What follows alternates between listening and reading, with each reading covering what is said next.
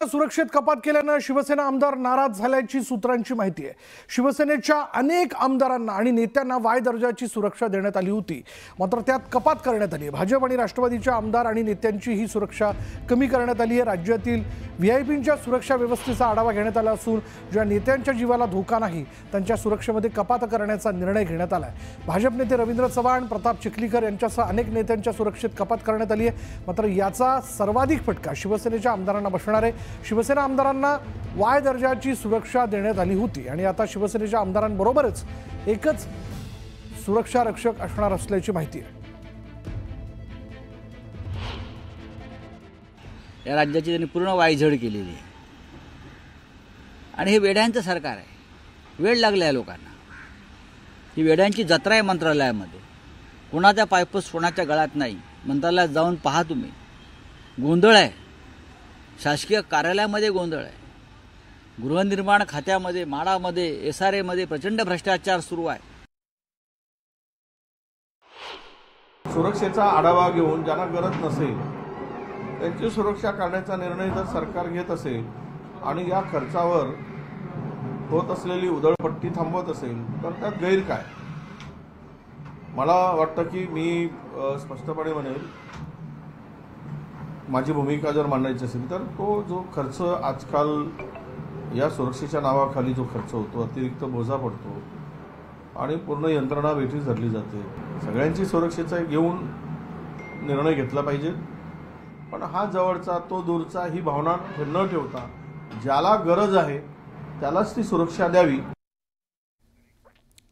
भाजप आमदार सुरेश धस यांनी रश्मी शुक्ला यांची भेट घेतली आणि बीड प्रकरणातील वादग्रस्त अधिकाऱ्यांची SIT चौकशी करा आणि कृष्णा आंधळेलाही लवकरात लवकर शोधून काढा अशी मागणी त्यांनी केली आहे। तर महादेव मुंडे प्रकरणातील आरोपी लवकरच सापडतील असाही विश्वास धसांनी यावेळी व्यक्त केला।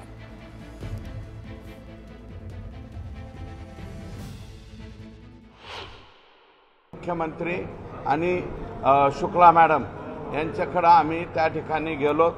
दुसरी एक बाब मी त्या ठिकाणी सांगितली की महादेव मुंडे यांच्या खून प्रकरणाला 15 ते 16 महिने जो विलंब लागलेला आहे, या विलंब लागण्याच्या कालावधीमध्ये बीड जिल्ह्याच्या SP पासून परळीच्या त्या PI पर्यंत जे कोणी जबाबदार आहेत त्या विलंबासाठी त्या सगळ्यांच्यावरती कारवाई व्हावी। कृष्णा आंधळेच्या बाबतीमध्ये मी पहिल्यापासून या ठिकाणी सांगतोय की तो संभाजीनगरला पोलिसाची तयारी करायला होता आणि त्याच्यानंतर त्यांनी गुन्हेगारीकडे वळला। जे काही गुन्हे त्यांनी केलेले आहेत त्या गुन्ह्यामध्ये तो यापूर्वीसुद्धा घरादाराची फिकीर न करता, कसल्या प्रकारची फिकीर न करता तो बेमुहूर्तपणे बाहेर पळालेला आहे। परंतु माझी सुद्धा स्वतःची इच्छा आहे की तो लवकरात लवकर त्या ठिकाणी सापडला पाहिजे। 20 ते 30 मिनिटे आम्ही त्यांच्या निवासस्थानी होतो आणि तुम्ही मंत्रालयातले सगळे राज्याचे पत्रकार आहात। मला असं वाटतं संध्याकाळी 9:30 वाजता म्हणजे गुप्त भेट होऊ शकत नाही। रात्रीच्या 1:30 वाजेपर्यंत मंत्र्याच्या चेंबरला लोक असतात। 9:30 वाजता मी भेटलो। माननीय प्रदेशाध्यक्षांनी सुद्धा मला वाटतं त्याच्या बाबतीत खुलासा दिलाय की सुरेश धस त्या ठिकाणी म्हणले हे मिटणार नाही। मी मिटणार नाही म्हणलं आणि मी चालता झालो। त्याच्यामुळं फक्त त्यांच्या तोंडून बोलता बोलता 4.5 तास हा शब्द कसा आला हे मी सांगू शकत नाही। या बाबतीत त्यांना आपण विचारावं।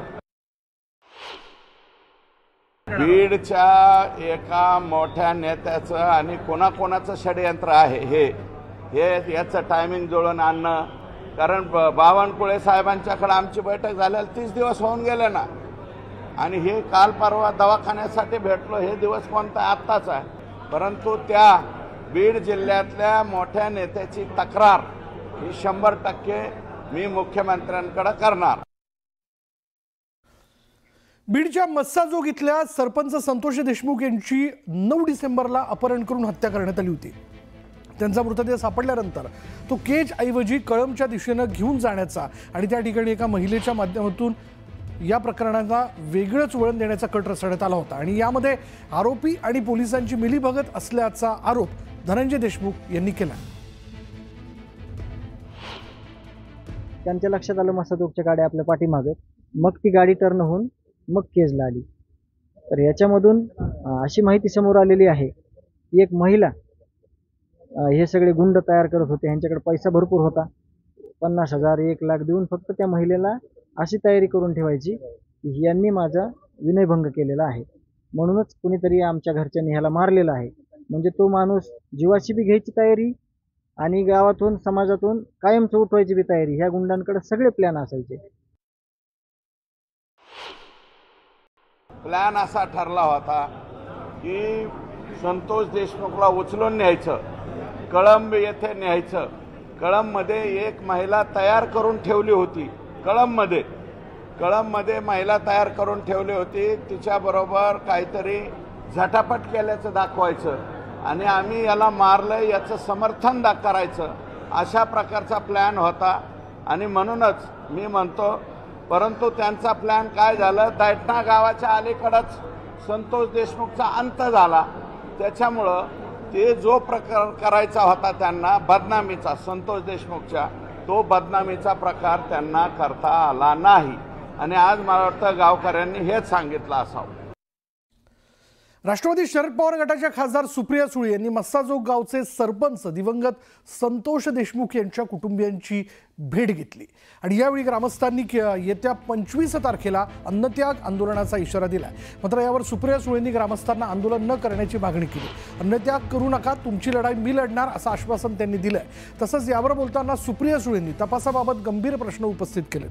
मुख्य आरोपी कृष्ण आंधळे अद्याप फरार कसा असा सवाल त्यांनी केला. तसंच या प्रकरणात CDR निघाला पाहिजे अशी मागणी देखील त्यांनी केली आहे. दुसरीकडे मुलाला न्याय देण्याची जबाबदारी माझी असल्याचंही त्यांनी म्हटलंय. ही तुमची लढाई नाही, आता ही माझी लढाई असल्याचं सुप्रिया सुळे यांनी म्हटलंय.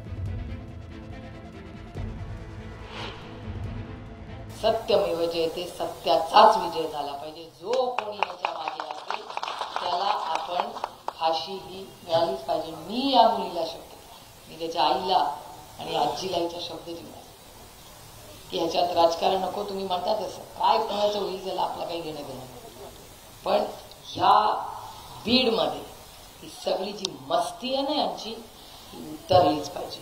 ही सत्तेची आणि पैशाची मस्ती. मी आज एक महाराष्ट्रातली महिला म्हणून, खासदार म्हणून नाही, मी मुख्यमंत्र्यांना जाणार आहे, मी त्यांना वेळ मागणार आहे आणि माझा पदर पुढे करणार आहे की बाबा आमच्या पदरामध्ये आमच्या या भावासाठी न्याय. आणि हे जे अंधाधुंदी कारभार चालले, तुम्ही आंदोलन वगैरे काही करू नका, तुमचा लढा आम्ही लढू. तुम्ही अन्न सोडू नका, खरंच सोडू नका. माझी विनंती काही गावकऱ्यांना.